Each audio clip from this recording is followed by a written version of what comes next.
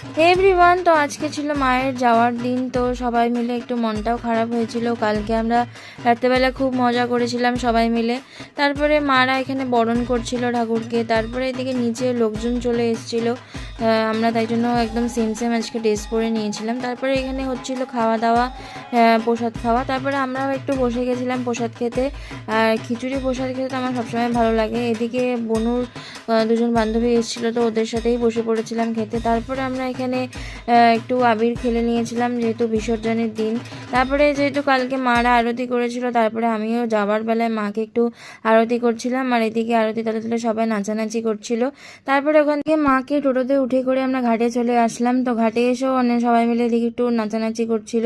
তো তারপরে ফাইনালি আমাদের মাকে বিসর্জন দিয়ে দিয়েছিলাম। তো এইভাবেই আজকের দিনটা আমরা সবাই মিলে খুব মজা করলাম। তো দেখা হচ্ছে নেক্সট ভিডিওতে। চলো বাই।